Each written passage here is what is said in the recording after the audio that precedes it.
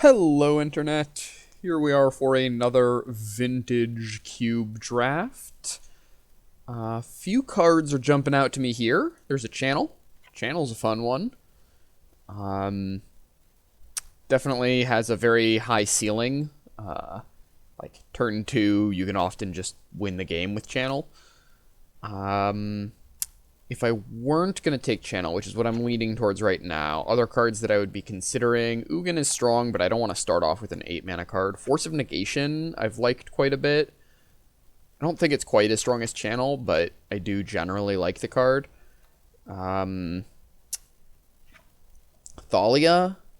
if I wanted to just like force white aggro, and like white aggro is so good that Thalia might even be like the highest win percentage card here. There's also a Braid, which is really nice, and Everflowing Chalice, which is just a really flexible card. But I'm going to start off with the channel. And, so we got a few options here. There's Crucible of Worlds. I do love the Strip Mine deck, but I don't know if I want to just jump right into it without even having the Strip Mine. Taking Crucible here would be very aggressive, even for me. Finale of Devastation is kind of interesting. This is one that I can't channel it out on turn 2 because I need green for it. But it is a really strong, like, for 12 mana, you do just win the game.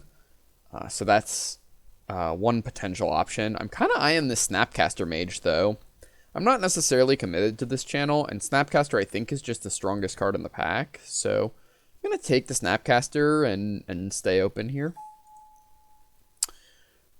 There's the Excavator. Think I'll probably take Misty. Blue-green fetch seems good. If I weren't going to take Misty, there's also Terastodon's a nice high-end card. Although with channel, I would want my high-end cards, for the most part, to be colorless as much as possible. Spell Pierce is goes really well with Snapcaster Mage and is just generally a very strong card. Being able to interact with what your opponent's doing for 1 mana is just super, super strong. But I think I'm going to take the Misty Rainforest here, given that I started with a blue card and a green card. And this is also kind of a hedge to moving away from channel, because I could just play Misty Rainforest in a blue-black deck and have it find me a Watery Grave or something, and it'd still be great, so. Ooh, okay. We got some options here. So there's a Kozilek that could go with the channel. That's a possibility. Muldrifter is a solid card. I think the strongest card in the pack is probably Teferi. There's also Arbor Elf, which, if you're playing like a green ramp deck, you just want a lot of the 1-mana elves. I don't think I want to take Kozilek here.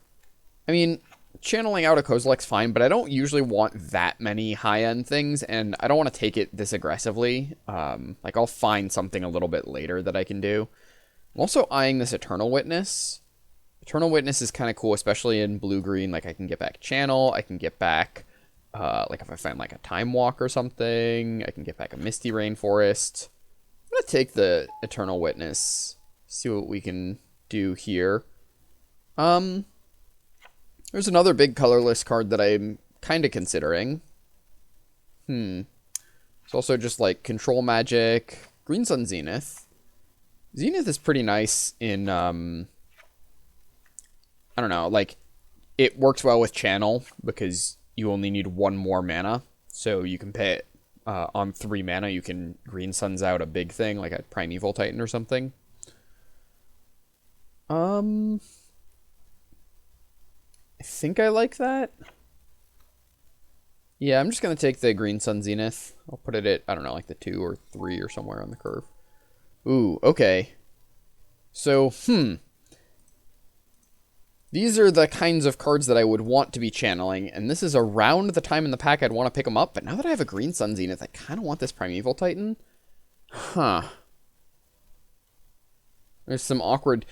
Channel, while a very powerful card, it does create some tension sometimes where, like, these are not the best finishers in a green deck. Like, Primeval Titan is a way better card than either of these.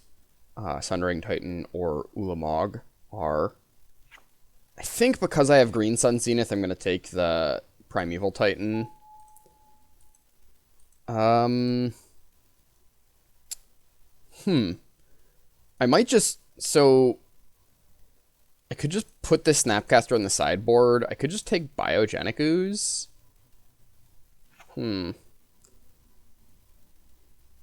Lotus Cobra is decent. I guess it kind of combos with Primeval Titan. Do really like Biogenic Ooze.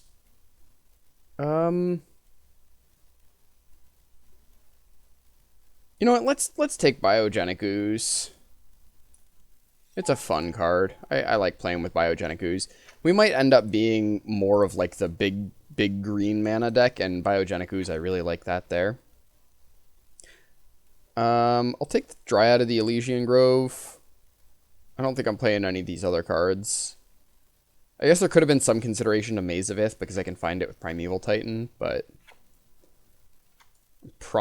as of right now, I'm not playing the Dryad. But if I found like a Golos or something, I might.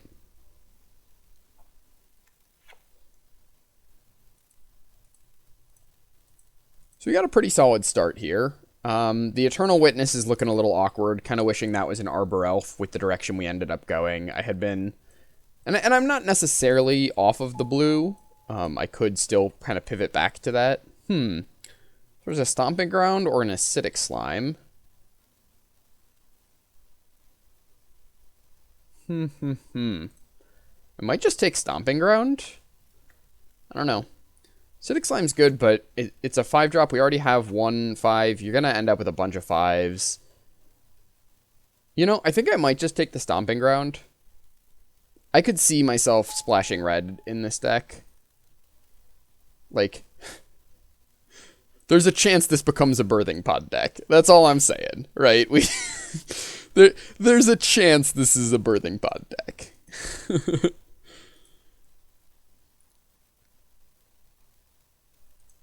If I find a Birthing Pod, this will become a Birthing Pod deck. The channel... still could play it. Like, Snapcaster and Channel are both, like, looking a little iffy in what this deck is currently doing, but they could be good, depending on how the deck shapes up. I don't know how I feel about this Excavator, because we didn't wield a Crucible, so someone else is already doing that thing. I could take it. Could take Survival. Could take Faith's Fetters. I guess I'll take the Excavator, because the opportunity cost is pretty low.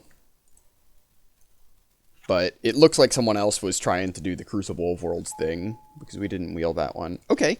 You know, Hangerback Walker is actually a pretty good one to channel out. Like, you can just, like, pay 14 life and get a 7/7 or something that dies into a bunch of 1/1 flyers, so I don't hate that.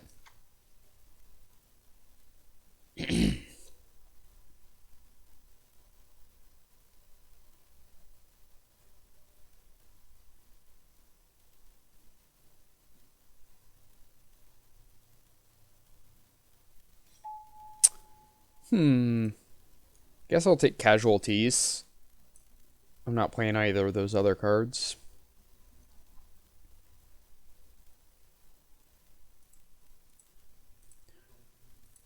So, someone else is drafting green because we didn't wheel the Arbor Elf or the Lotus Cobra. I guess I'll take Mana Tithe. If I end up playing white, Mana Tithe is really good. Ways of interacting for 1 mana in general are just very strong. Ooh, Savannah, last pick. Well, pretty happy to see that one. Our fixing is really good for, like, we're well set up to pivot into a Birthing Pod deck if we find the pod. Craterhoof? I think? I'm not giving up on anything too good here, right? Just like a Nykthos, which if I end up like the heavy green version, I'll miss Nykthos. But I'll also miss Craterhoof if I end up the heavy green version. So yeah, let's take Hoof. Oof. Dang. Garruk really combos nicely with Nykthos. Just make a ton of mana. There's a chance Nykthos wheels though.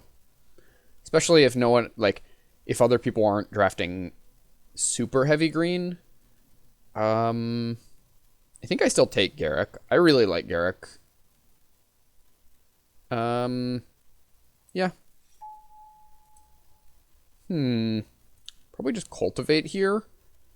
Could consider Deranged Hermit if we were really trying to do the Birthing Pod thing, but we don't have the pod yet. And you don't usually end up hurting for 5-drops. So I'll take the Cultivate. Ooh, Tireless Tracker. I like Tireless Tracker. Take that one. So right now I'm not playing the Excavator or the Snapcaster Mage. Emrakul, Fast Bond. Fast Bond's kind of interesting. Ooh, there's also an Elspeth Conquers Death, which is just a really strong card if I end up playing white. Fast Bond works with the Ramunap Excavator. Doesn't really combo with other stuff that I have, though. Mostly right now I'm debating between Emrakul the Promised End and Elspeth Conquers Death. I think I'm just going to take Elspeth Conquers Death, honestly. I've got really good white fixing. This might look weird, but I still don't even know if I'm necessarily playing this channel. Like, I could cut channel. What I don't want to have is channel a bunch of really expensive cards and no other way of casting those really expensive cards. I think I'll just take the Apparition here. Apparition's just a really strong card, and it looks like I'm kind of pivoting into like a green-white deck. So probably not running the channel or the hanger back right now, but I could. Like if I found, you know, a couple of like a Karn and a Mere Battlesphere, I would put it back in. Because those are cards that I can like realistically cast. I don't have enough like creature or enough card types that I could get up to casting Emrakul. I guess Primeval Titan kind of helps.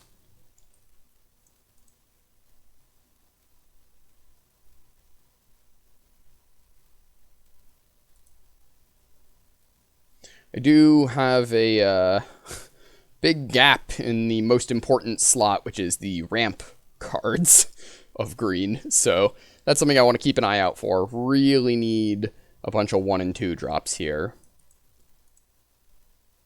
I got a lot of powerful things up the curve, though. I mean, Elspeth Conquers Death, very strong. Skyclave Apparition, quite powerful. Primeval Titan, very good. Craterhoof is like really, really good high end. Sort of Body in Mind. Guess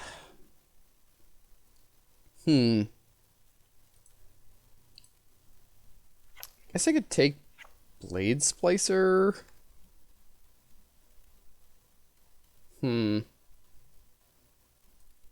Yeah, I don't really love Sort of Body in Mind. I'll take the Blade Splicer, I guess. Wow, Gaia's Cradle. I think we have to take the Llanowar Elf.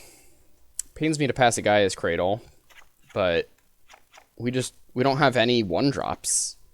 I think the elf is just more important for us here. Yeah. Especially with Garruk, it really pains me to pass the Gaia's Cradle. But you need the 1-drops or your deck just doesn't function.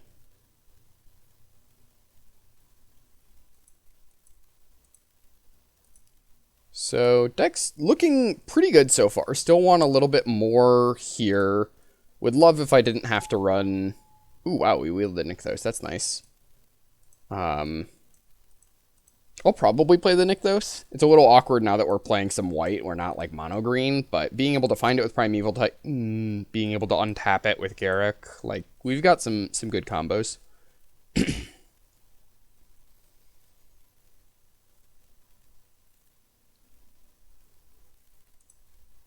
Still love to find that that birthing pod. See if we could make that happen. At this point, we might be playing Mana Tithe. I mean, we've got really good fixing. We have Misty, Temple Garden, and Savannah. Wouldn't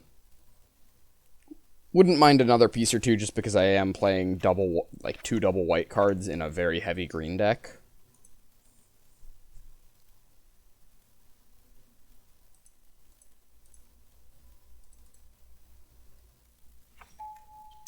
I think I'll just take Oust here. Our 3-drop slots are already a little clogged. We even have a Blade Splicer in the sideboard right now. And Oust is just a nice piece of interaction.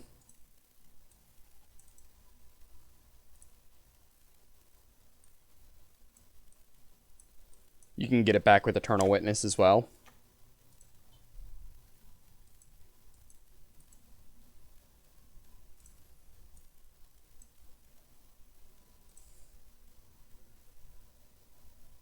Yeah, still need a few more 1-drops. I'm wishing I had that that Arbor Elf that I took the Eternal Witness over. I had been dreaming of doing some kind of like time warp thing with the Snapcaster Mage and like taking some extra turns, but it didn't come together. I'm gonna leave the channel here just to remind myself that I have it and it could be good. Hero of Bladehold.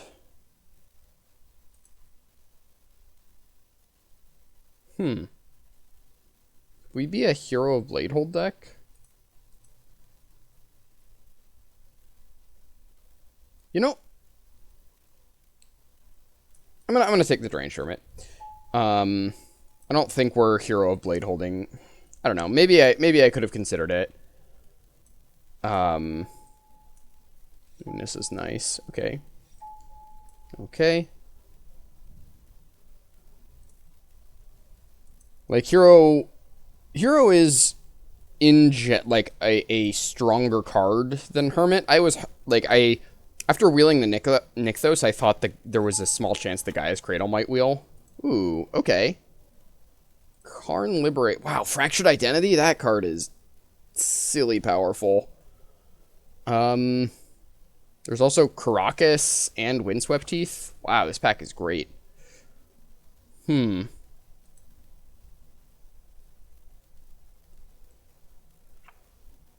Fractured Identity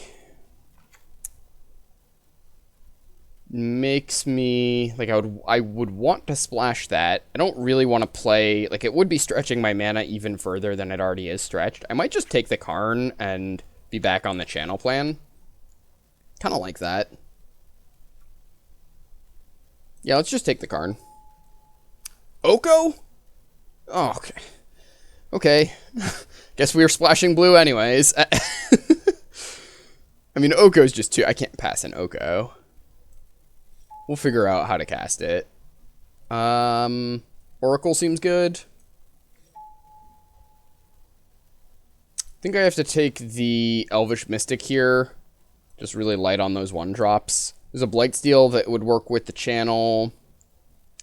Botanical Sanctum I would like for the fixing, but I think I just need the 1-drops. Oh, there's also a Swords to Plowshares? Jeez. I could even get back Swords with Eternal Witness. Swords is really, really good.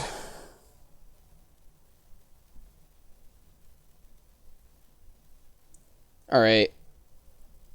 I'm gonna take the Swords. The pick is a little questionable, little sketchy. Okay, I got a Mana Elf here, which I like. Take that. Yeah, I'll grab the Simic Signet here. Would There are a lot of decks where I'd prefer Devoted Druid, but Simic Signet helps me splash blue. It also, if I end up doing this channel thing, it does work with that. Okay. There's an Ulamog.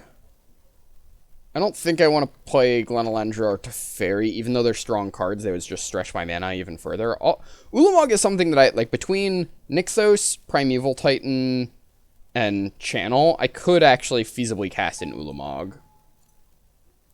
Okay, Findhorn Elves, sure. I'm probably off of Craterhoof at this point. Just because I've got these other colorless high-end cards, and Craterhoof is triple green. Well, I'll leave it in for now. I'll think about it still.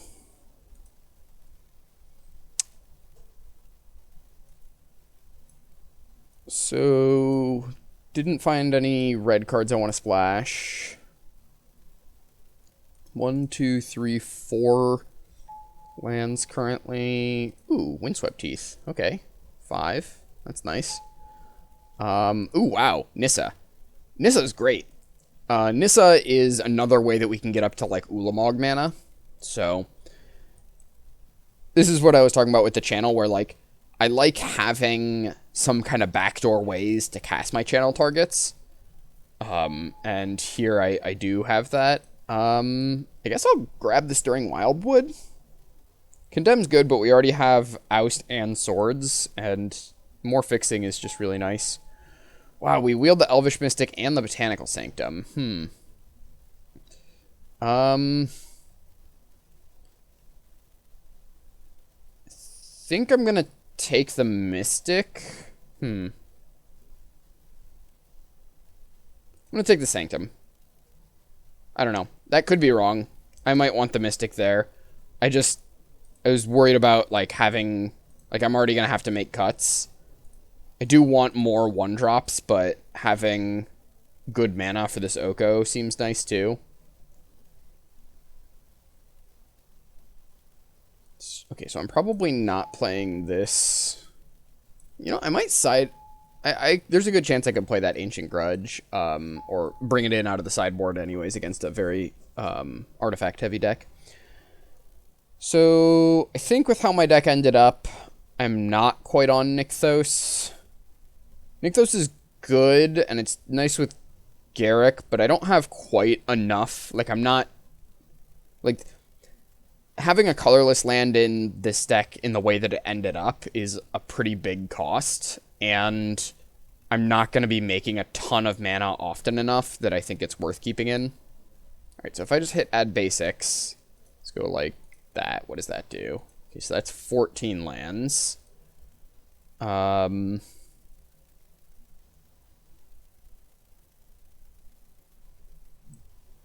So I could cut the hanger back. I've already got Karn, Ulamog, and kind of Green Sun Zenith as, like, big channel hits. Just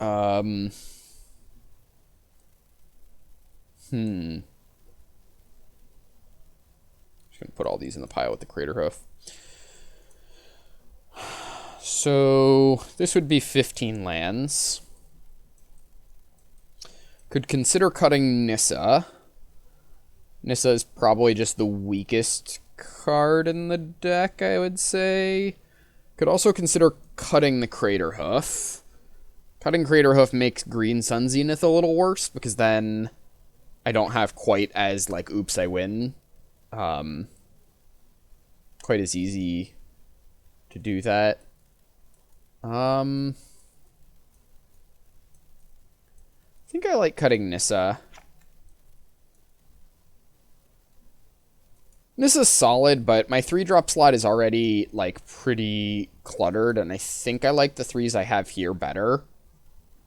Eternal Witness is nice because I've got a lot of very high value cards to get back. Like, so, like, in terms of, like, cheap things that will be in the graveyard early, that I wouldn't mind getting back. There's, like, Swords, Oust, Sakura Tribe Elder. So I got a few targets that way. And then as far as, like, more expensive things that I would really like to be able to get back and go to the graveyard naturally, I have Oko, Garruk, Nissa and Elspeth Conquers Death, as well as Karn. So, yeah, I think I just add a couple more lands, do a source count, and then probably just run it. So, let's check our blue sources. We have 1, 2, 3, 4 with Sakura Tribe Elder, 5 with Cultivate. That seems fine for just the Oko. Green, we have 1, 2, 3, 4, 5, 6, 7, 8, 9, 10, 11, 12, 13. That seems good. And white, we have 1, 2, 3, 4, 5, 6, 7, 8. Oh, I actually have one more green and blue that I didn't count. 8, 9. So let's cut like 1, maybe 2 forests for plains.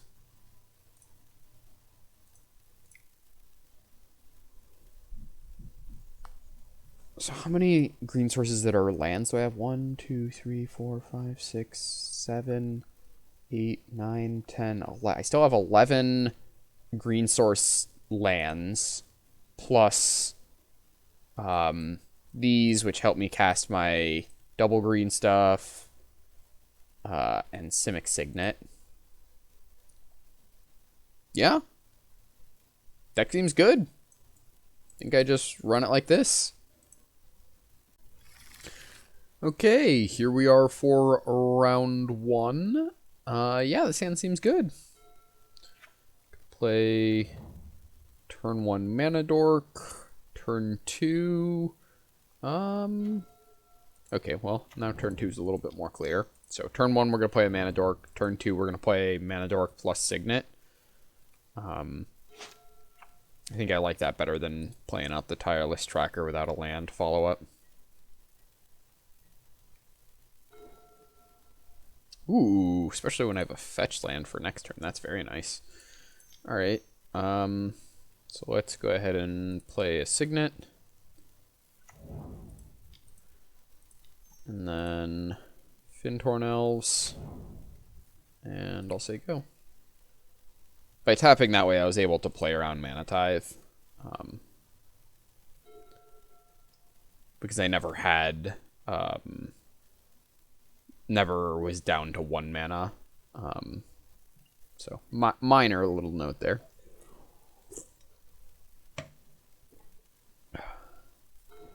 Okay. So, I think I want to Tireless... How close am I to just casting an Ulamog if I cast Garruk here? Got 1, 2, 3, 4, 5, 6, 7, 8. I am getting kind of close to that. But I think as it is, I'm going to start off with a Tireless Tracker. Not playing around Mana Leak, because I want to get the value from the clue here. Go ahead and just fetch now. And I'll grab a Temple Garden tapped. And I'm not going to attack with the elves. I'm planning on cracking one of these clues at the end of my opponent's turn here.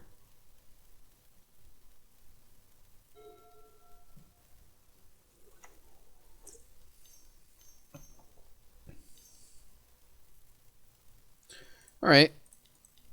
Well, that's not too bad, actually.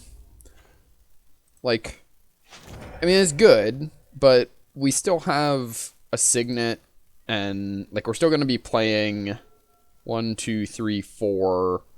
We can still play a Garruk this turn, and... do I untap or do I just make a Beast? I might just make a Beast to start pressuring my opponent.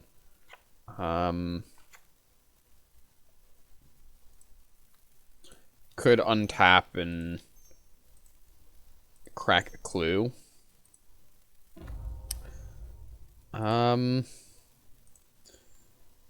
Think I'd rather just make a Beast, because I'm not really out of gas yet. Like, I've got to play next turn.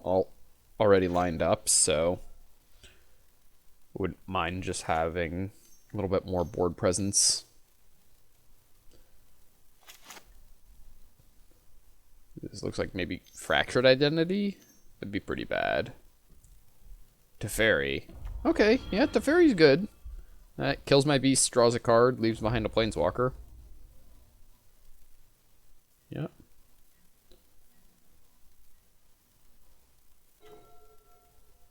Ooh, Mana Tithe is nice.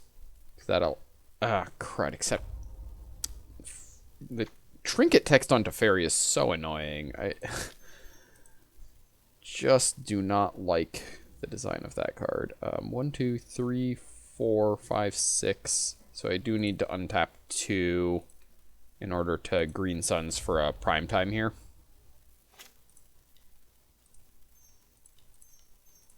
So this is how many? 4, 5, 6.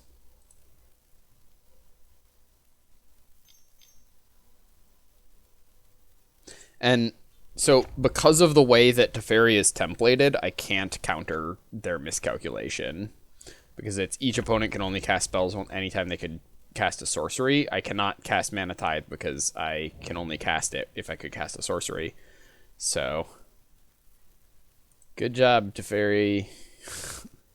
Like, it would be such an interesting and fun card already without that text. And putting that text on there is it's such a feel bad, and I don't know. I really do not like the design of this Teferi. Like, the minus ability on it and the plus ability are fine.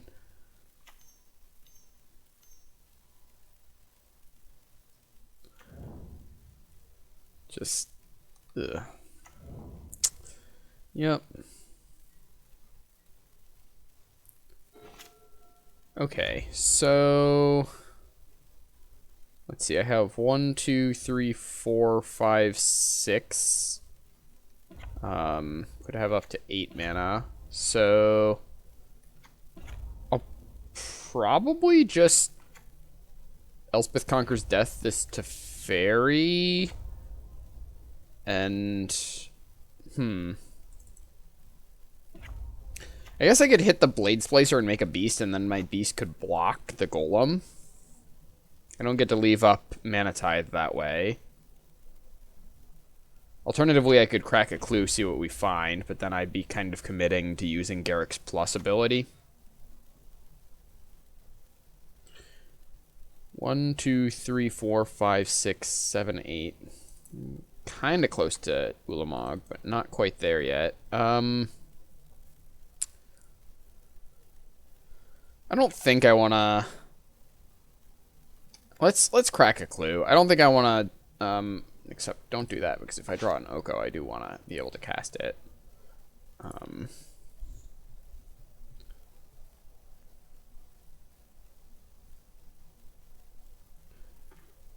Ooh, Oracle. Okay, well, that's great. I think I'm just gonna Oracle... and minus Garruk to make a blocker. Okay, Oracle didn't hit this turn, but that's fine. The oust does kill the golem next turn.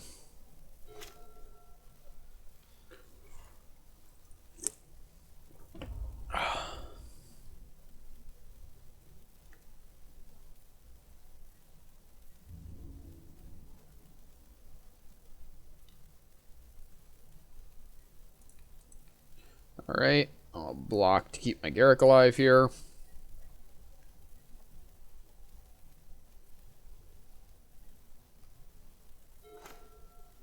Dang. Didn't want that one on top. Alright, well, let's start with a 1, 2, 3, 4, 5. I'm going to start by casting Elspeth Conquers Death on this Teferi Time Raveler.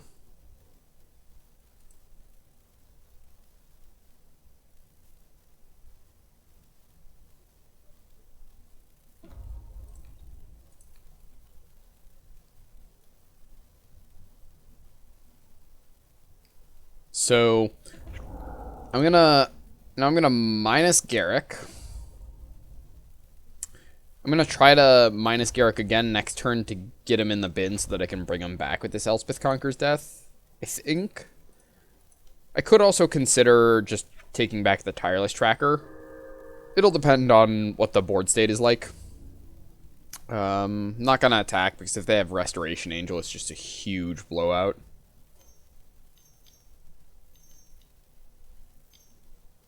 Seven mana?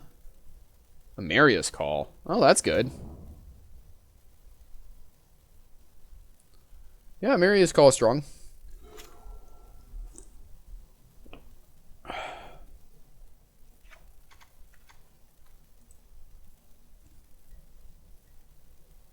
So, they'll probably kill the Garruk for me now.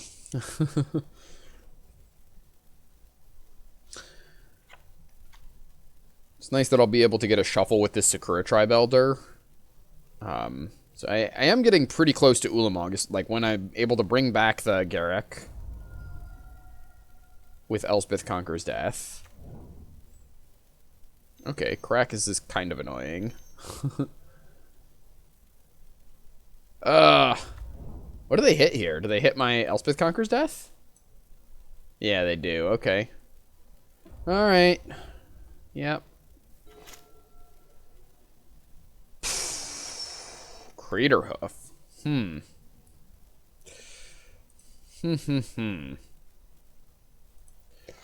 One, two, three, four, five, six.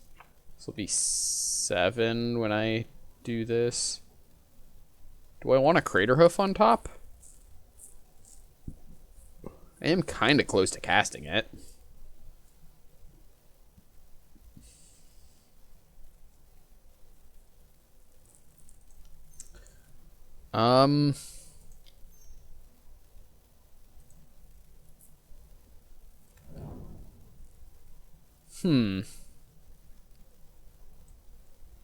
Craterhoof doesn't kill them, though. Especially not if I sack that, because it's 5, 6, 7, 8, 9, 10, 11, 12, 13, 14, 15, 16, 17, 18, 19, so it doesn't quite kill them. But it does leave me in a pretty good position.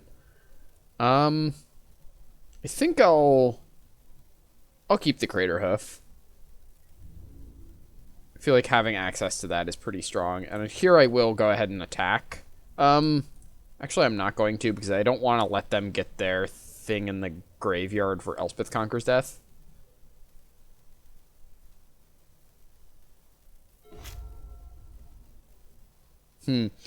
Maybe I shouldn't have kept that Craterhoof. Now that I'm thinking about it, because I'm on a 2-turn clock from these Angels. Yeah, I don't like that play now that I think about it. Because these Angels are going to kill me next turn. So unless I hit, like, land, this doesn't do it.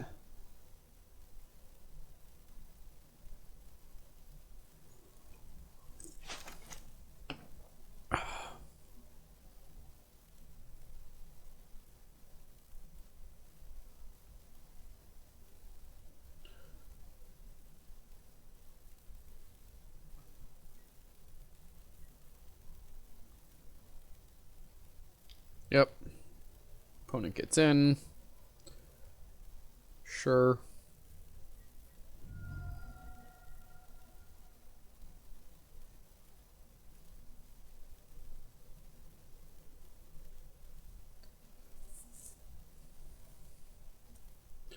At this point, I want to keep the Craterhoof. I did, because I have the out of drawing land.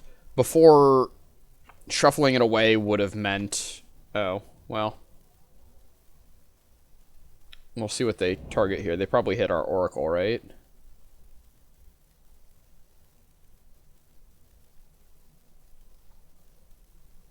Okay.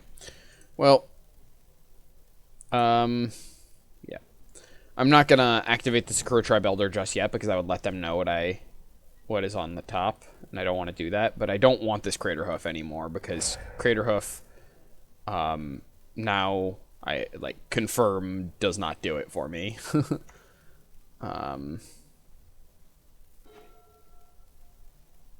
Wow. That was unfortunate. Alright, they got this one. Let's go to game 2. So what do we see? Blue-white control.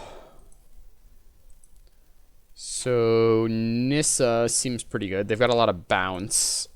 Nissa seems solid against that. Mana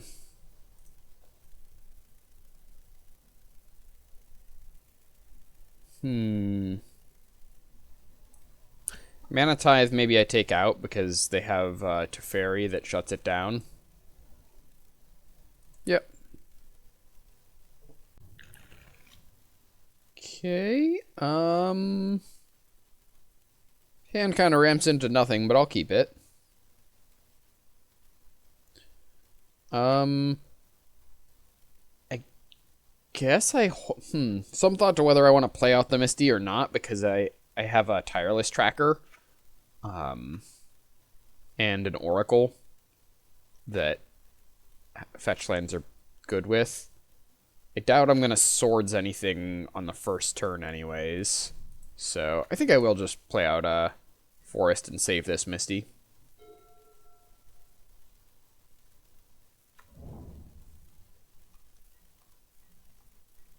Okay. Right. Let's go ahead and I think I'll start with the Sakura Tribe Elder because I can't use that the first turn it's in play, whereas I can use the mana from the Signet the first turn.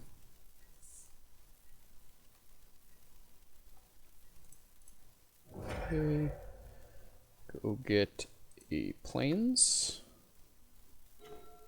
Ooh, Oracle. Alright, well, we're going to hope it doesn't get countered here. If we resolve this, this is very strong. Miscalc? Yep. Darn. That hurts. I don't think I can really afford to hang on to Oracle, though. Like, it's so valuable to have in play. I think I just want to play it rather than try to wait for my opponent to tap out. Because, like, even if I waited, then they would have just been able to bounce it with the Teferi and then counter it on the way back down. Ooh, Channel. Well, that is not good currently, but could become good. There are a lot of draws that make that a very good card. So, guess I'll grab like Forest and Island, I guess. Maybe it's just Forest. Go Forest Plains. So the reason I was considering going Forest there is because with Channel, I want to be able to cast like heavy green requirement cards because I'm already going to be paying green. So, for example, with the lands that I ended up getting, I wouldn't be able to Biogenic Ooze and make a ooze with it. Okay, opponent has a bunch of lands. All right, well, we'll just go ahead and replay a Simic Signet. Say go.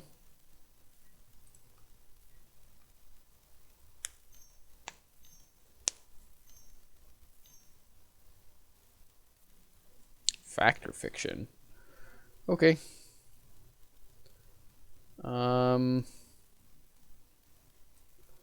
Could go lands and spells. That doesn't seem great here. I kind of don't want them to have this commit to memory.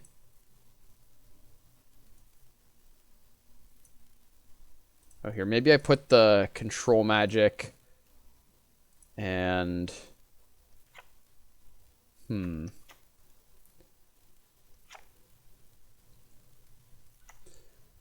The thing is, I kind of care more about commit to memory than I do about control magic, I think.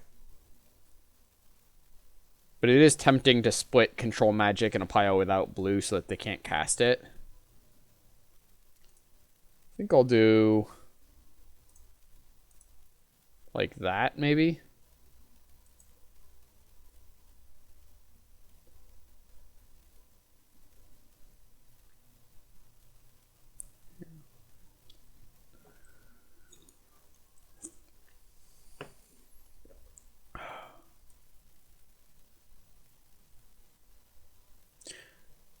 Whenever your opponent pauses after you do fact or fiction piles is usually a good sign. It means it was a hard choice.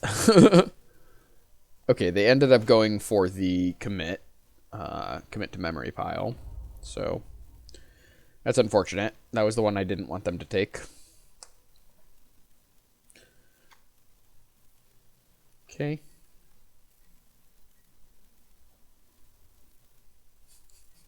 What if I just like... What if I just like cast a channel? Like... just cast channel and see if they do anything? I don't think it's good enough, but it's kind of funny that that I'm considering it. I don't know. Cuz like I could like bait out the reason why that would be a bait play is because commit to memory or is because a lot of the Eldrazi have cast triggers, so they wouldn't want me to, for example, get even the trigger from Ulamog would be a problem. Here I will crack the Windswept Teeth, and they'll probably commit my Tireless Tracker at that point, and that's fine because then they're not committing my channel. Oh, well, that's a lot worse. Okay. This actually works out okay. So they're just putting it on top. So I say okay, and then I crack a clue.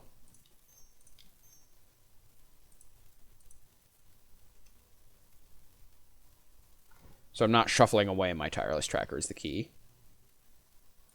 Here I'll grab a Savannah.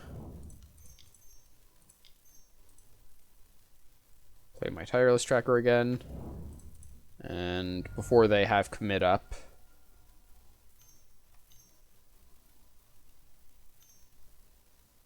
Looks like they got something else.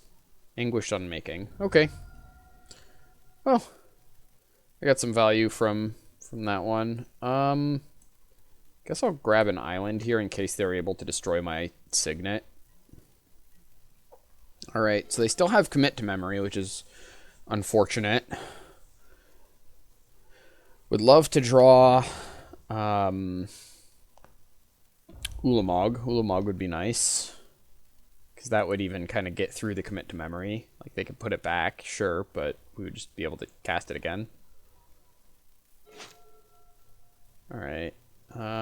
They've exiled our thing, our Tireless Tracker, so now I can play out my land safely. 5, 6, 7, 8, 9, 10. Oh, so I don't even need the lands, or the channel to cast my Ulamog anymore. Because I'm so flooded. Okay.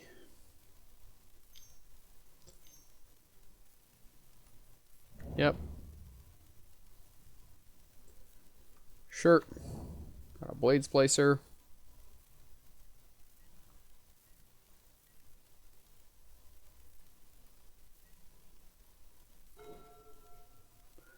Alright. Just play out my Devoted Druid.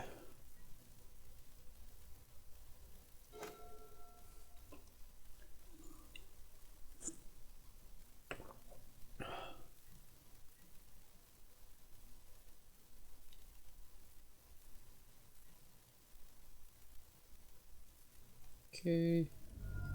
Here from the Golem.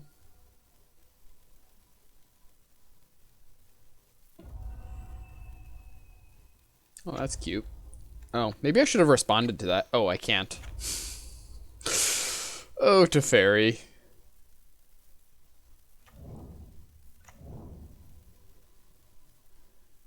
I couldn't swords it because they have Teferi, so... Ooh. Well, this is a nice one. Let's try to cast her. Alright. Oh, am I out of basic forest? Gosh, that's brutal. Oh, wow. Okay. So we don't even get to flip her. I was going to be able to make a 4/4 to block, which would be pretty strong, but I do not get to do that. Alright, now we're in trouble. Our opponents just have way too much time here. Elspeth conquers death, yeah. Okay. Sure, you can exile my Nissa.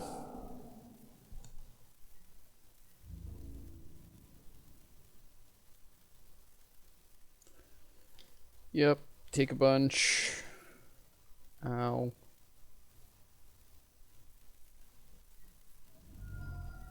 Okay, we gotta draw our Ulamog like this turn.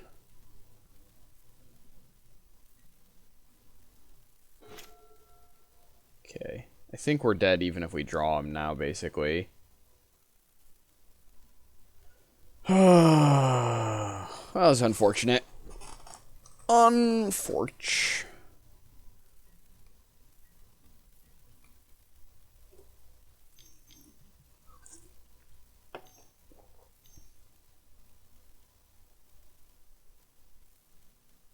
Oh, sure. Put that back on top. That might mean that they have a way of just killing me this turn. Oh, yeah, they do probably, because 1, 2, 3, 9. Yeah, they got me dead. Okay. Unfortunate match. On to round 2.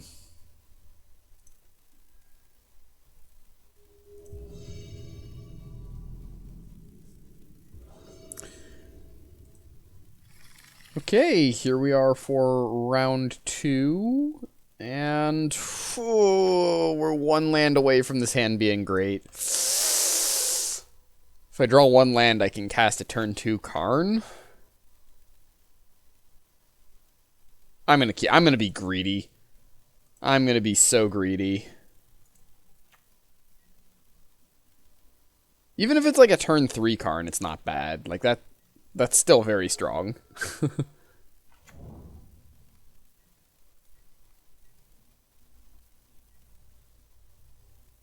Come on, land. Okay, I should have specified, but that's fine. I'll accept that. That's what I get for not being more specific. Yep. Blood Crypt, okay. Looks like our opponent's probably on some kind of like Grixis control. Yep. Catacombs, sure.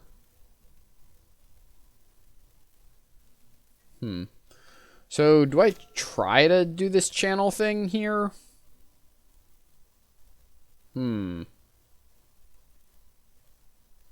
Yeah, I think I still go for the play. Okay, yeah, they're just F6'd. 4, 5, 6, 7. We'll cast a Karn. Tick. I'm just going to tick up Karn. I don't want Karn to die to like a random lightning bolt or something, which I think they're probably more likely to have than like, I don't know, a Hero's Downfall or something like that. Not that they're unlikely to have Hero's Downfall. They could also have that. But it feels like Bolt and Chain Lightning are very powerful cards that my opponent would want to play. The island in play. And I think that's all I can do here.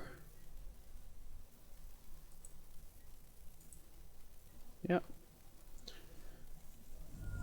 So...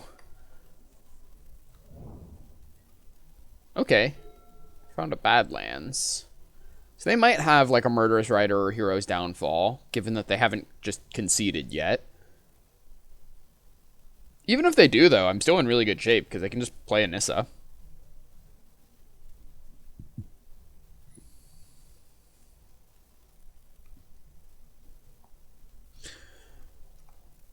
And if they don't, then I'm in great shape.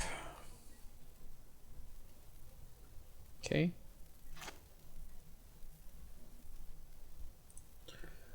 Alright, let's exile our opponent's blue, I guess. Okay. And here I'll cast Nissa. Alright, they've had enough. Okay, so what did we see? We saw 3 lands. Did we see anything else? Hangerback feels like it's probably going to be good against an opponent that's playing red and black. Their removal is probably soft to Hangerback Walker.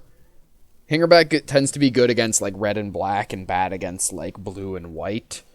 Because the blue and white tend to have like bounce or exile type removal, whereas red and black have destroy removal. Could consider cutting Craterhoof. Yeah, let's just do that.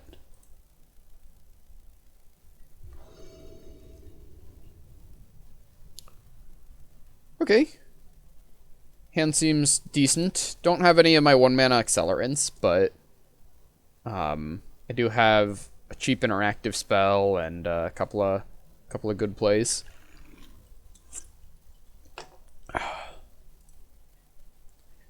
Being able to Swords to Plowshares and then get it back with Eternal Witness is really nice.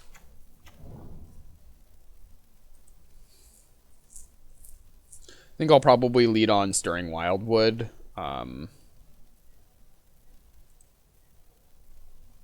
It's unlikely that I'll need to Swords whatever my opponent plays, and given that I just drew a Devoted Druid, I definitely want to lead on Stirring Wildwood now. Get that out of the way so that I can play Devoted Druid next turn. Yep. Lava Claw Reaches. So, I've got pretty good fixing. We've seen 3 red-black dual lands plus 2 fetch lands already, so we've seen they've got a lot of fixers in their deck. Could mean they're playing like Kroxa or something, or it could just mean they got lucky and picked up a bunch of fixing. Mystical Tutor, sure.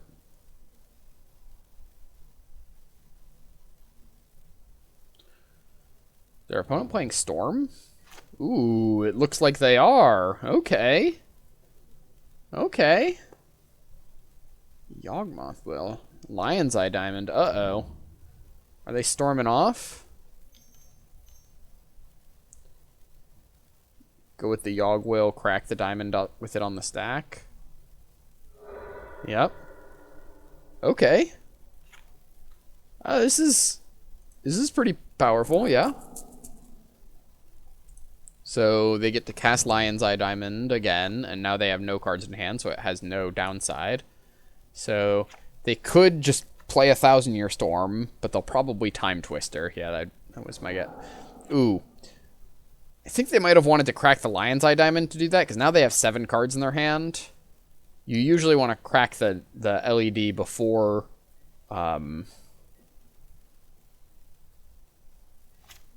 you draw a bunch of cards. Tends to be how you want to play that card. I'll just play an Oracle of Moldiah here. And I haven't played any lands, so... Well, doesn't matter. Okay. I mean, our hand is just full of gas. This is just, like, almost all the gas in our deck is in our hand right now. Yep. That's fine. Just play, like, Biogenic Ooze next turn, or probably Garruk plus a Fintorn Elves.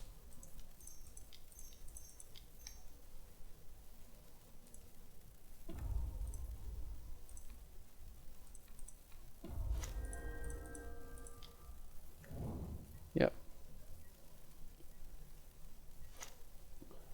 So, Swords and Elspeth Conquers Death are a little awkward. It's kind of funny that the most relevant mode on Elspeth Conquers Death against my opponent is actually the second one. So I could like try to guess when they're going to storm off and then play Elspeth Conquers Death like a turn earlier. Exiling nothing. Looks like our opponent's storming this turn though. We'll see if they get there. Yep.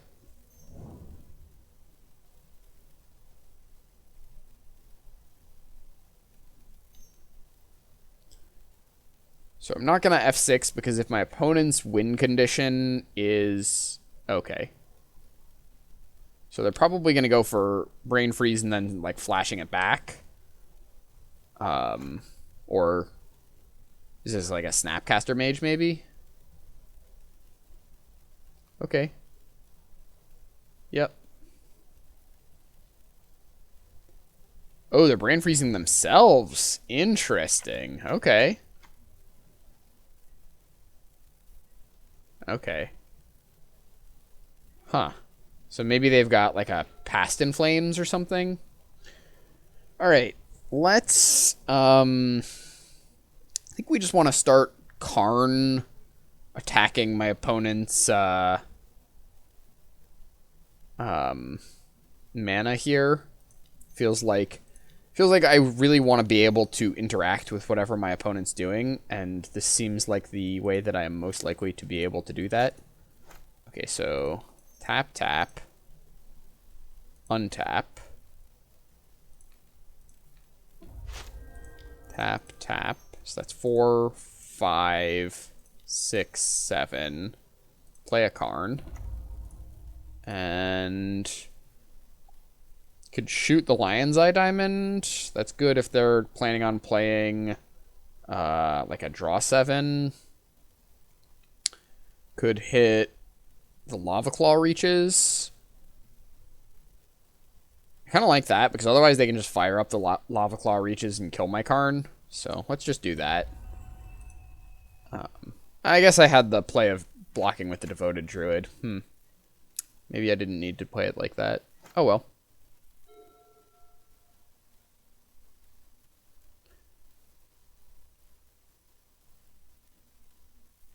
It's still not bad, like, exiling an opponent's land is just fine. The Lion's Eye Diamond just represents more mana if they have a draw 7 specifically.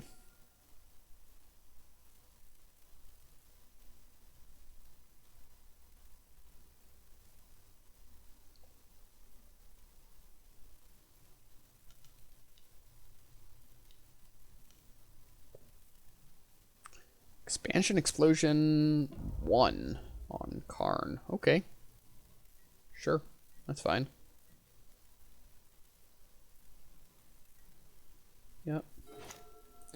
So let's go ahead and pick up Karn.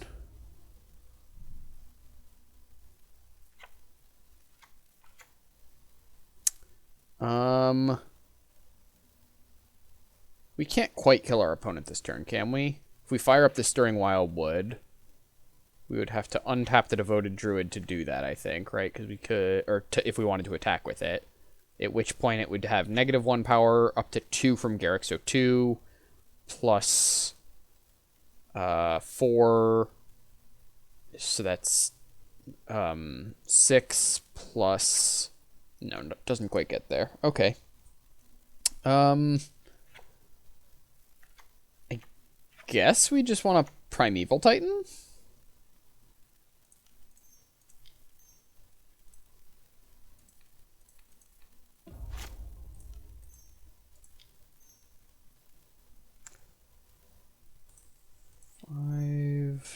6 Primeval Titan.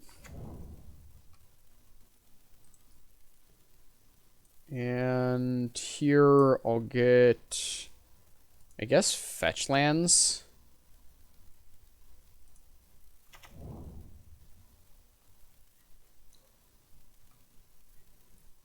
I'm going to untap this and play the elves. So I'm actually leaving up Swords to Plowshares because if my opponent is planning on winning with a Tendrils of Agony, this can throw a wrench into their plan. Okay. Ready, discard. Memory jar. Okay. Yep.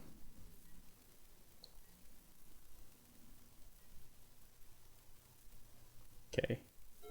So, theoretically, this should just be lethal if we just overrun our creatures and attack them. So let's start with that. I haven't done the math, but I got to imagine it is. Probably should have fired up the Stirring Wildwood first, but... Oops.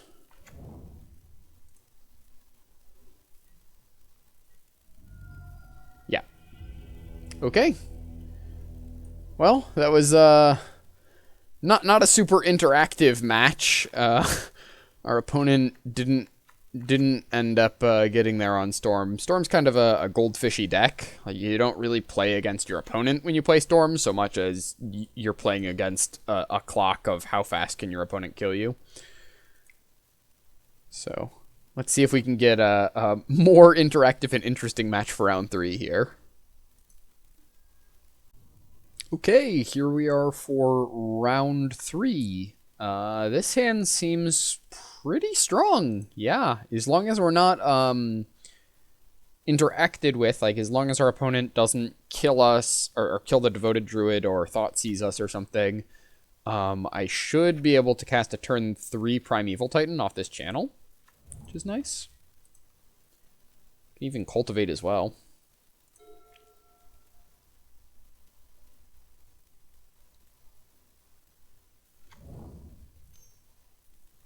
Ooh, there's that Thoughtseize I was talking about. Well, I guess they probably take Primeval Titan here. Yeah, now we don't have any gas, so would love to just draw like a Karn. That'd be awesome. Dang. We still have a turn or two to find some more gas here. We next turn we can cast our Cultivate. After that, we're in a bit of a spot, though. Bloodchief's Thirst. Okay. Yeah, that's fine. Didn't really need that one anyways. Yeah, just go ahead and cast Cultivate here. Let's get a forest and an island. Put the forest in play. Well, maybe I should have put the island in play because of discard. Like, I'd much rather have the forest be hymned away than the island, if they have Hymn to Turok or something. Okay. Thief of Sanity is good. We do have the Stirring Wildwood that can block it as of right now. And it looks like that's going to be our game plan. Because we don't have anything else. So we'll just go ahead and pass it over to our opponent. Plan on keeping this Stirring Wildwood up on defense. Okay. When it fires up the Tar Pit. Yep. Wisely chooses not to attack with the Thief of Sanity. Can't block the Tar Pit because the Tar Pit has unblockable. Oof. We are flooding out something fierce here. Well, I'll play the island now. And pass the turn again. Gosh, if we had gotten this Primeval Titan in play, this would have been a much different game. As it is, we're not out of it yet. We still, like, our opponent also seems to be out of gas, or either that or they have a bunch of, like, reactive spells. Oh, well, not out of gas. Okay. Skyclave is decent. Means I can stop having to rely on my Stirring Wildwood to hold back this Thief of Sanity.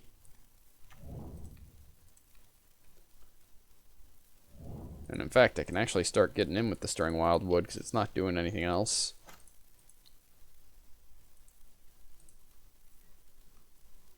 Opponent pressuring the life total with Creeping Tar Pit makes Channel a lot worse. It's not quite turned off yet, but there will come a point where I won't have the life to pay to Channel.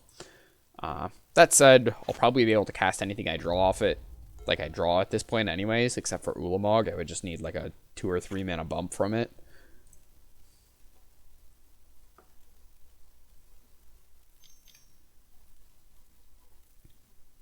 Gosh, okay. Opponent's got 7 cards in hand, and an Ancestral Suspended. Yeah. They're still just hitting us with the Tar Pit. Huh. Surprised they don't have anything better to do here.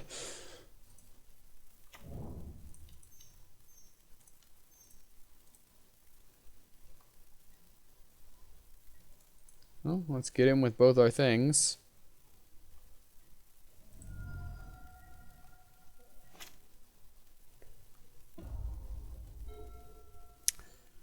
Some consideration to holding the Elder in case I find a Tireless Tracker or an Oracle of Moldiah. And in fact, I think I will do that. I also wouldn't mind being able to chump the Midnight Reaper with it. Wow. 1, 2, 3, 4, 5, 6, 7, 8. I'm gonna play a land such that we're not leaving ourselves vulnerable to counter magic. If we draw our Ulamog, we can we won't even have to cast a channel. We can just hard cast the Ulamog. But at this point I will start holding my lands.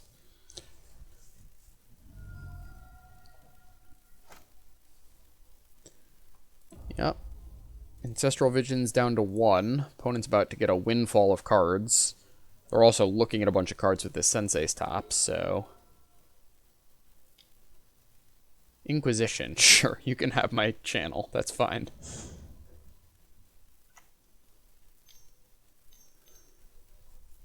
Yep. Getting in with the Tar Pit. Okay.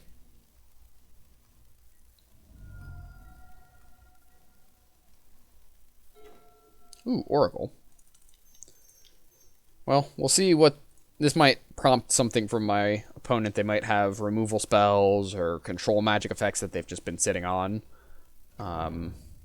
Okay, land. Don't mind that. And an Elspeth Conquers Death. Well, that's a good one.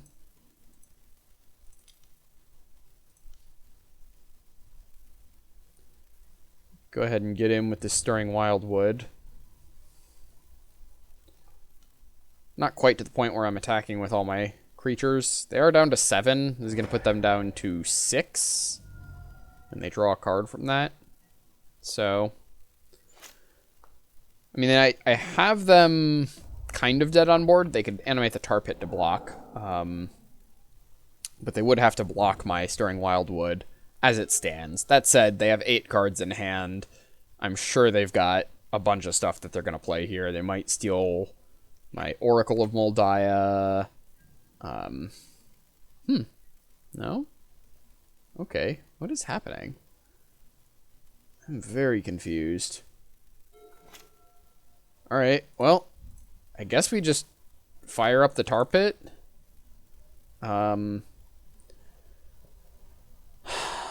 So, I'm hesitant to attack with everything, because my opponent has 7 cards in hand, plus they have even more looks with this Sensei's Divining Top. So they probably have ways of, like, killing one of my creatures, at which point, then they can trade the Tar Pit with the Oracle. How much do I even really care about that, though?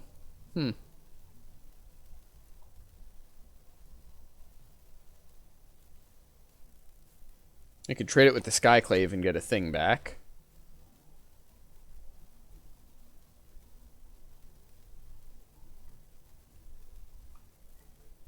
think I'm just going to hit with the Wildwood. I feel like my opponent's got to have something here. And losing my whole board would feel pretty bad.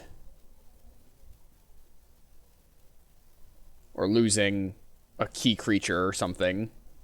But, like my Oracle or my Skyclave. I guess I'm not gonna lose my whole board no matter what, but okay, they go down to 3. Yeah, and I guess we just pass.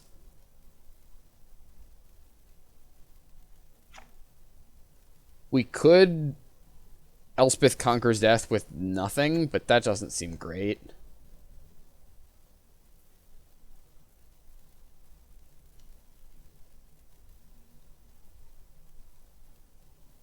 What is going on with my opponent? They've got so many cards in hand. Gearhulk. Okay. Yeah. Okay. So that makes sense. Yeah.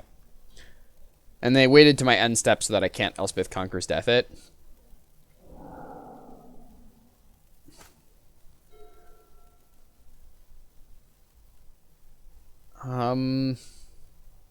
If my opponent attacks, well, they're probably not going to.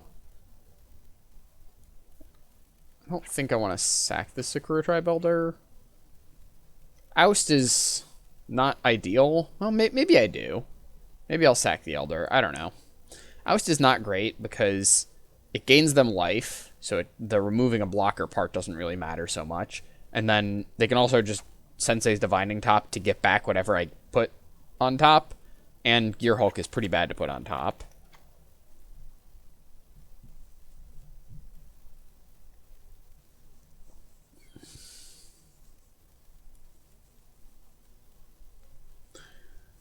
So opponent still has just a million cards in hand.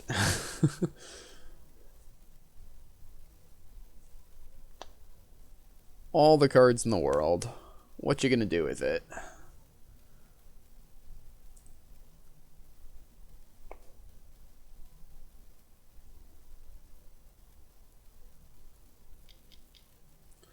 Oblivion Stone, okay. Yep. So they can pay 5 and sacrifice Oblivion Stone to destroy all... Okay. How do I want to play this? So...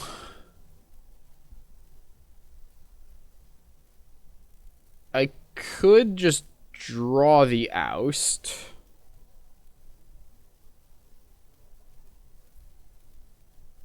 I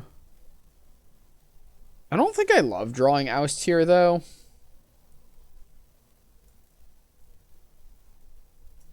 Yeah, let's... but that's one less attacker is the other thing. Because currently...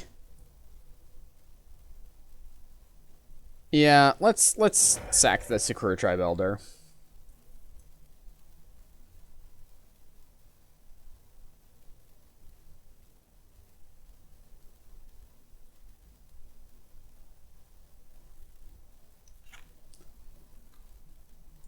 Okay. Tireless Tracker. That's a pretty good draw. Craterhoof. That's a very good draw. Well, 1, 2, 3, 4, 5. So I can't quite do the Craterhoof thing this turn. I don't think. I would need a lot of mana to do that.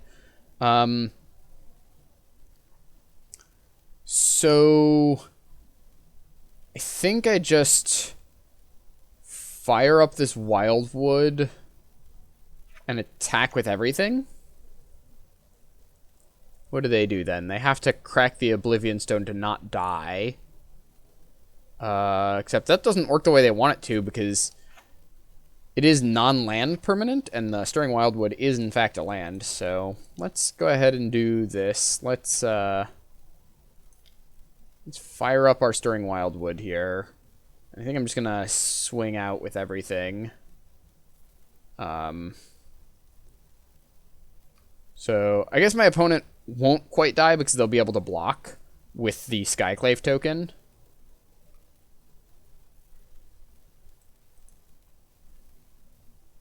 But if their plan is to crack the O-Stone, like, they might block in a way that's okay.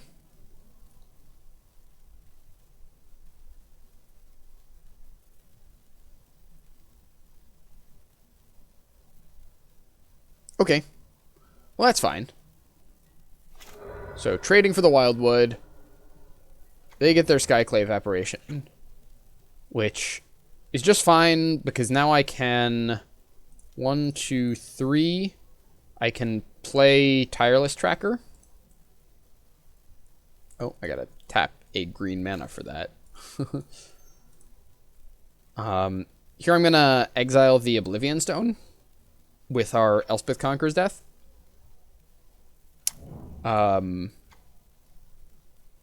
And next turn I'll be able to kill them with a Crater Hoof.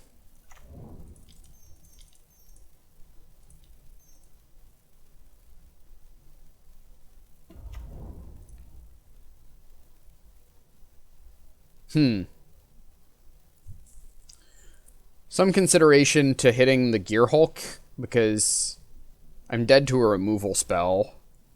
Yeah, I actually think I have to hit the Gear Hulk.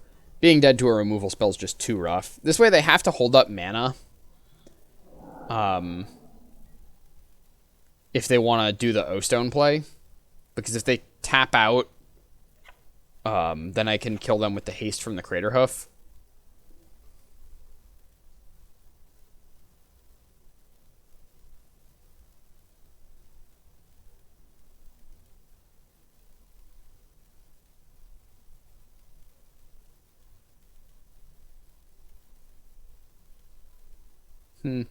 Maybe it would have been better to do to Elspeth Conquers Death the Oblivion Stone pre-combat.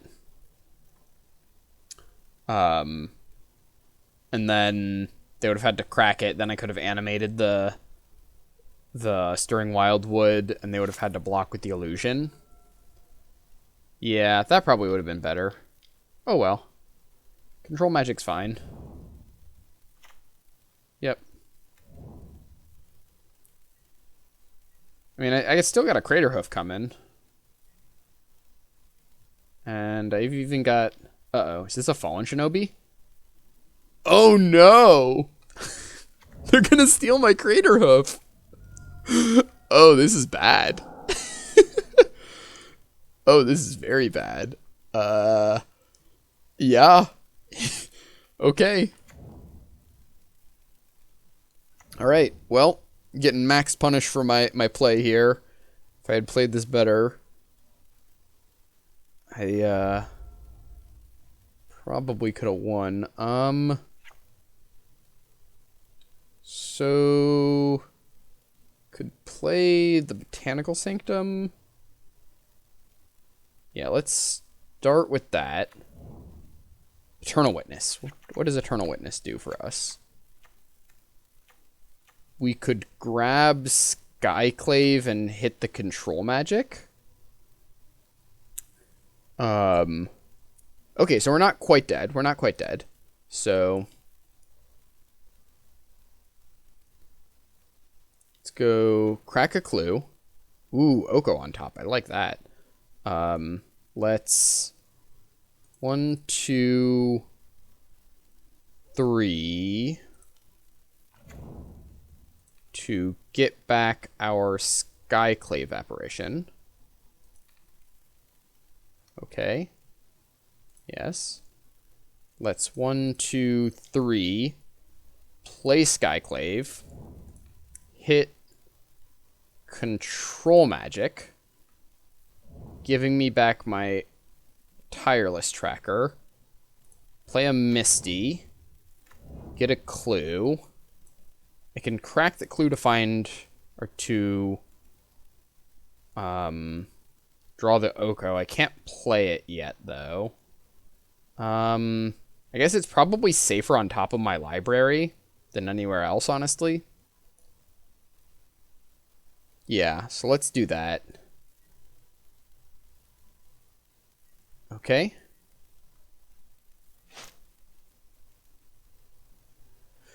Whew. It's a close match here.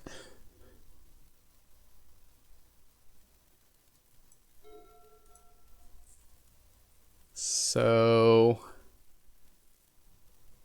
we're gonna have to do a little bit of chumping this turn, unfortunately.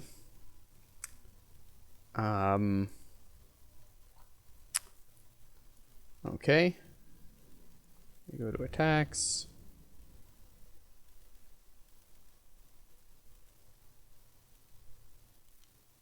Alright, so here I'm going to go ahead and crack the clue to get the Oko into my hand. That puts a +1/+1 counter on the Tireless Tracker.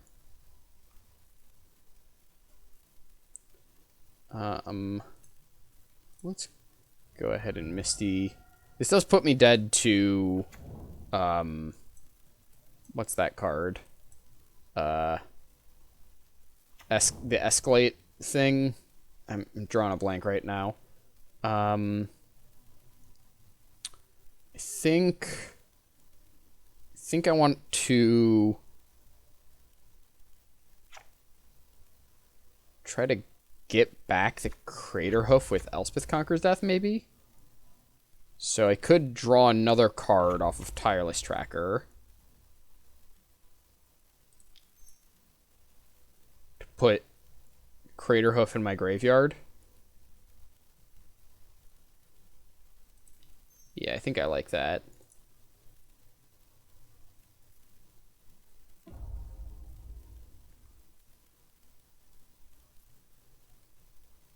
And then, so I can block like that.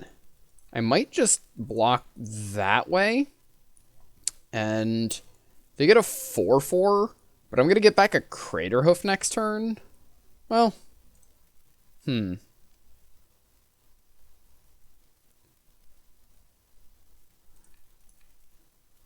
I do this, then when they Oblivion Stone, it would blow up the control magic, which is nice.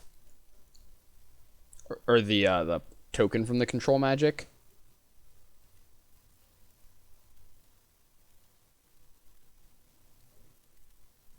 Could also, like, just block with the Skyclave. Yeah, maybe that's better, actually.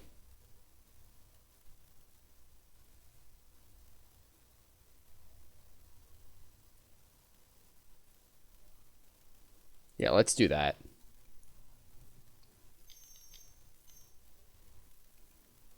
Okay, they crack the O-Stone. Yep. So, they have an illusion. Otherwise, the board is reset. Nighthawk Scavenger, yikes. Okay. Well, I think we're going to lose now. Because we know what our top card is.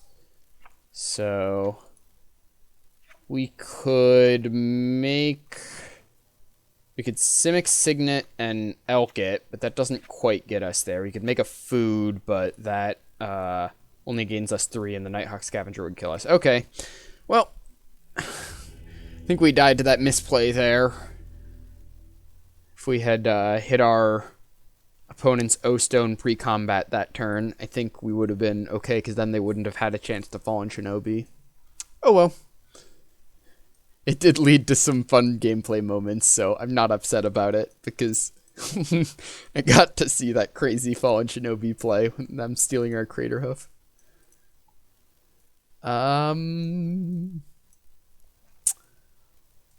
Could consider playing against blue-black. Is there anything that stands out as particularly bad? Not really.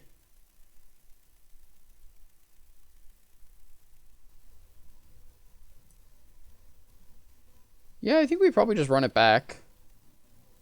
We could, like, swap Oust for Nissa, maybe? Yeah, let's do that. Oh, actually, I don't know. We saw a Thief of Sanity, didn't we?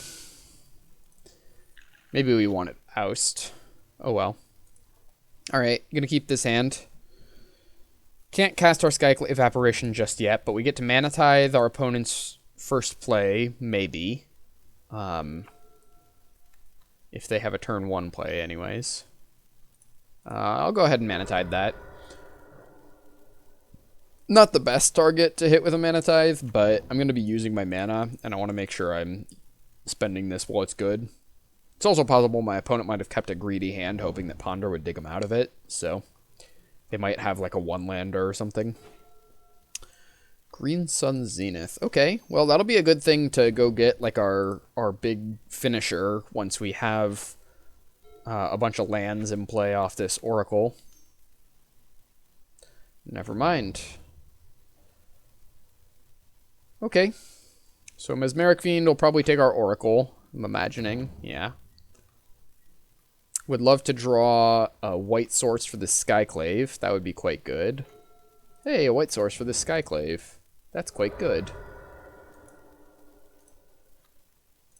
Bop, bop, bop. Skyclave. Hit you. Gets back my Oracle. And I'll pass. Still going to sit on this Green Sun Zenith. Want to save it for something big. Thief of Sanity. Okay, well, that's a problem.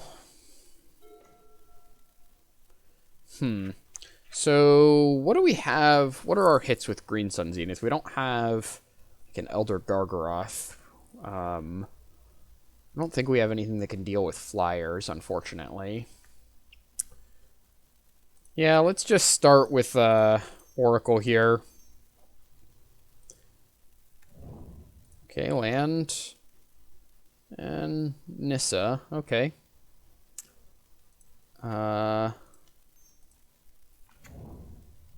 Sure.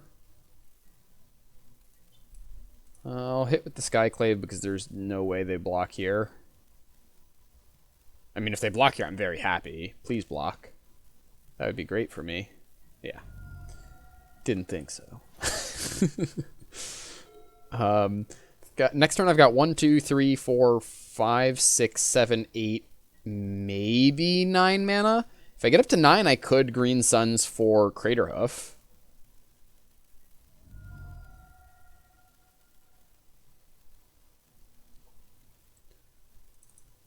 So Nissa's pretty bad for them because they don't have a forest. Oh, no, our Craterhoof. Okay, well, that's unfortunate.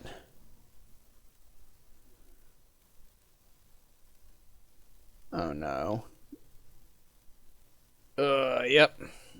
That's really bad. Pack Rat. Okay. Well, we're in trouble. Oof. Sakura Tribe Elder was not what I wanted on the top of my library here. Okay, well, let's just get in for some damage, I guess. Yeah.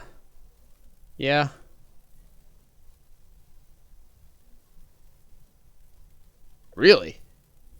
I'm ecstatic about that trade. The Stirring Wildwood is nice. That it can block the Thief of Sanity, but it doesn't come online until next turn, and usually 2 Thief hits is enough to win you the game. We'll see.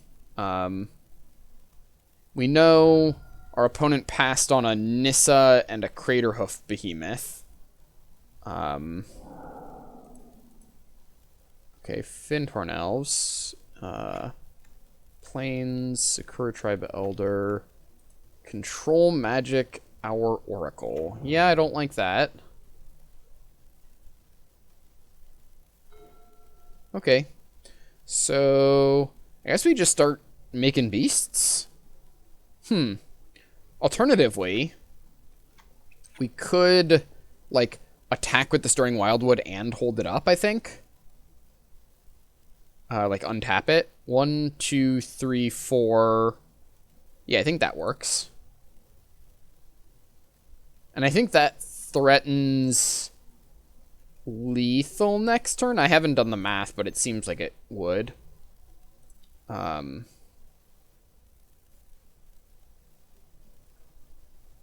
So how does this work? I I cast...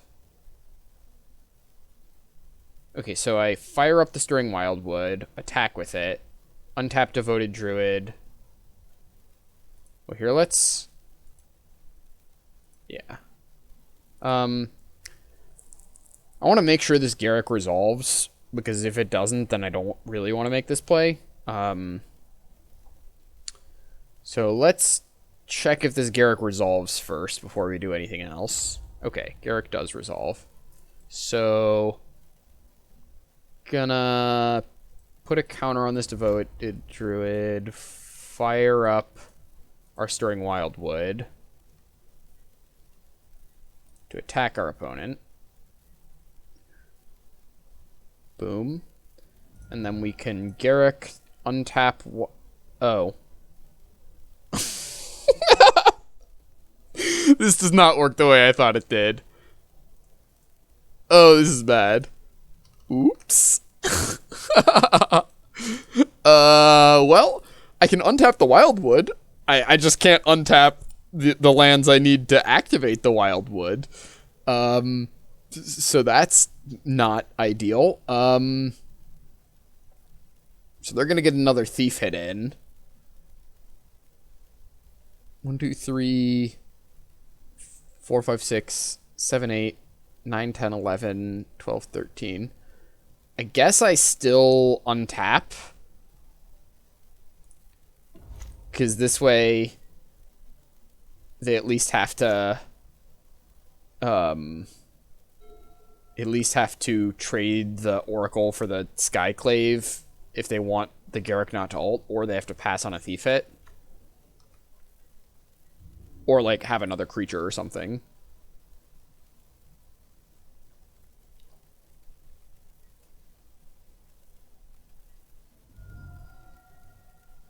Alright. Just play a Coercive Portal and pass the turn. Come on. Come on.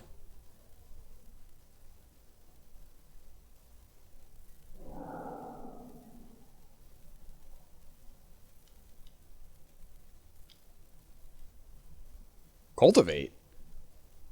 Are we gonna snatch this win?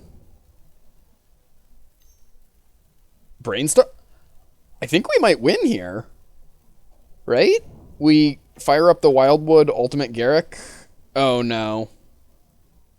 Oh, yeah. Okay, they have the Oracle to play more. Yeah. Does that get them there? They have 3 toughness. So, if we fire up Wildwood, so that's 3, 4, 5, kind of 4 power because of the Devoted Druid, plus 9 is... Wait. Alright, I'm just gonna do it. I think... Like, we're not going to win this game by sitting around. Even if they're not dead here, it does force them to make a whole bunch of chumps. Because they can block there, but it has trample. Yeah, so they'll go to 1.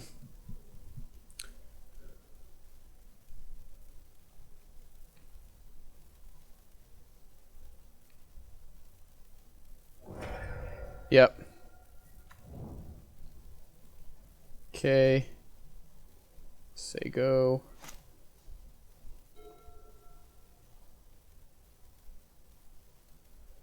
So that's probably... They probably win. I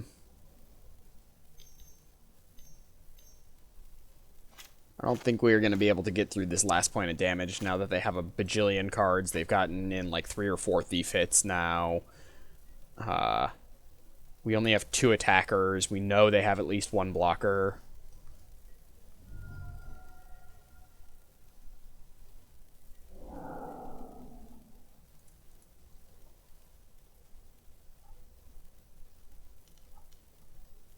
Just gonna play like a Primeval Titan. Nissa, yeah.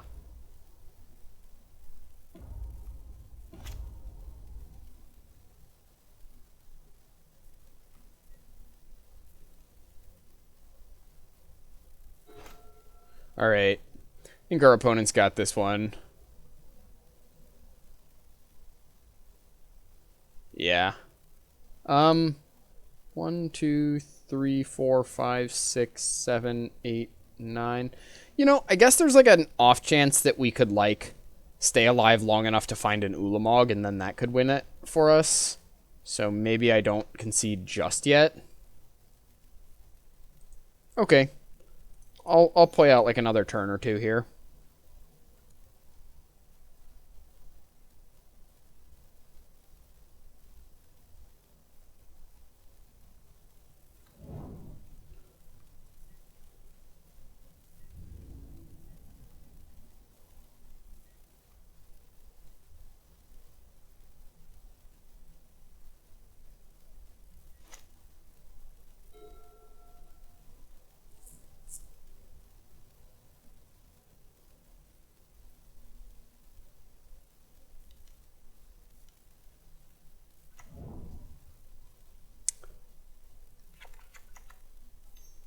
Because they haven't...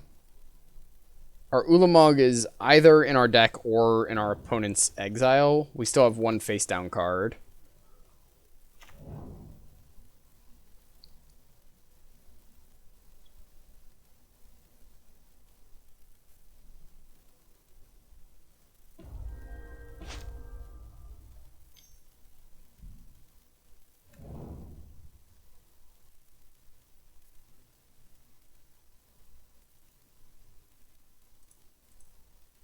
Thoughtseize, yeah, that's not good anymore.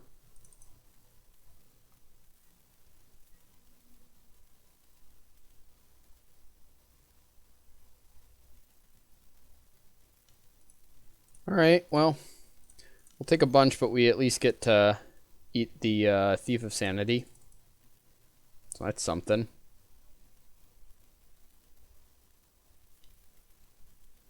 Oh, never mind. We get to gain 3 life. Okay. Alright. Yeah, I think this game's over. Ah, no channel. Can't even fall on our own sword here. Karn. Yeah, that's just a little too late, I think. Unfortunately for Karn there. Well, thank you for joining me in this catastrophic collection of misplays and fun. I'll have a couple more vintage cubes before the end of the season here, and been really enjoying making content and just getting to play the game that I love and being a little silly. See y'all next time.